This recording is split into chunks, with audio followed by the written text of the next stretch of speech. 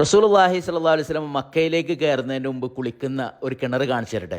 മക്കയിൽ സംസം കിണർ കഴിഞ്ഞാൽ ഏറ്റവും പ്രസിദ്ധമായ കിണറാണ് ഇന്ന് നമ്മൾ കാണാൻ പോകുന്നത്. റസൂലുള്ളാഹി സ്വല്ലല്ലാഹു അലൈഹി വസല്ലമയുടെ വല്യുപ്പ ഹാഷിം എന്നവരുടെ സഹോദരൻ അബ്ദുഷംസ് ബിൻ അബ്ദു മനാഫ് എന്നവരാണ് ഈ കിണർ കുഴിച്ചത്.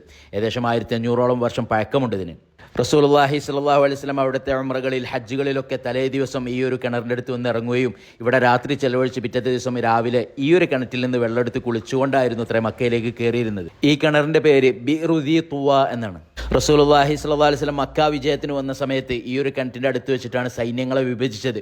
ഓരോ സൈന്യമായിട്ട് വിഭജിക്കുകയും മക്കയുടെ എല്ലാ എൻട്രൻസിൽ കൂടി ഒരുമിച്ച് കയറുക എന്നുള്ള നിർദ്ദേശമൊക്കെ കൊടുത്തത് ഈ ഒരു കിണറിൻ്റെ അടുത്ത് വെച്ചിട്ടായിരുന്നു. മഹാനായ അബ്ദുല്ലാഹി ഇബ്നു ഉമർ റളിയല്ലാഹു അൻഹു എപ്പോൾ മക്കയിലേക്ക് വരികയാണെങ്കിലും ഈ ഒരു കിണറ്റിൻ്റെ അടുത്ത് തലേ ദിവസം വന്ന് ഇറങ്ങി ഇവിടെ താമസിച്ച് പിറ്റേ ദിവസം രാവിലെ ഈ കിണറ്റിൽ നിന്ന് വെള്ളമെടുത്ത് കുളിച്ചുകൊണ്ടായിരുന്നു മക്കയിലേക്ക് കയറുമായിരുന്നു. എന്നിട്ട് പറയുമായിരുന്നു, എൻ്റെ റസൂൽ സല്ലല്ലാഹു അലൈഹി വസല്ലം ഇങ്ങനെ ചെയ്യുന്നതാണ് ഞാൻ കണ്ടിട്ടുള്ളത് എന്ന് പറയുമായിരുന്നു അത്രേ. ഇതാണ് ചരിത്ര പ്രസിദ്ധമായ ദീ തുവ കിണർ.